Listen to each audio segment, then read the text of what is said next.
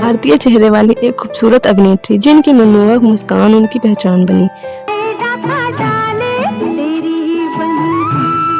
वो अदाकारा जो खूबसूरत होने के साथ साथ बहुत टैलेंटेड भी थी और जिन्होंने 70 और 80 के दशक में अपनी रोमानी अदाओं से दर्शकों को दीवाना बना दिया था।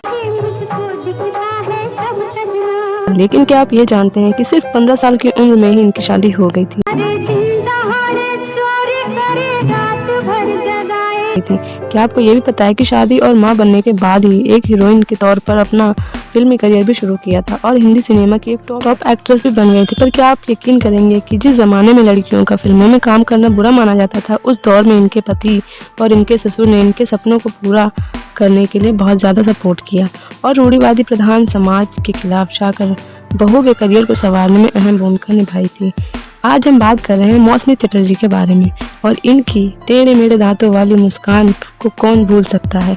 अपनी सिंपल खूबसूरती से लोगों का दिल जीतने वाली एक्ट्रेस मौसमी अदाकारा ने उसी विचारधारा को बदल दिया जिसमें कहा जाता था कि शादी के बाद अभिनेत्रियां सफल नहीं हो पाती हैं। दरअसल उस दौर में शादीशुदा अभिनेत्रियों को फिल्मों के ऑफर ज़्यादा नहीं मिला करते थे।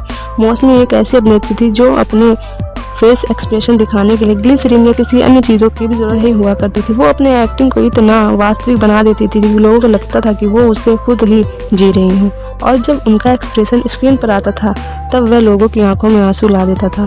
दरअसल मौसमी चटर्जी को बचपन से ही एक्ट्रेस बनने का शौक था और हमेशा से एक समृद्ध अभिनेत्री वे बनना चाहती थी और कोलकाता में मौसमी चटर्जी जहां रहा करती थी वहां कई फिल्म स्टूडियो भी थे और एक दिन मौसमी चटर्जी स्टूडियो के सामने से गुजर रही थी। तभी उन पर उस समय के मशहूर फिल्म मेकर तरुण मजूमदार की नज़र पड़ी और उसी वक्त उन्होंने अपनी बंगाली फिल्म बालिका वधू के लिए कास्ट कर लिया था और मौसमी का तो जैसे सपना ही पूरा हो गया। और गनीमत यह भी रही कि मौसमी के घर वालों ने भी हाँ कर दिया था और इनकी पहली ही फिल्म सुपर डुपर हिट साबित हुई और फिर इनके लिए फिल्मों के ऑफर की मानो लाइन ही लग गई थी।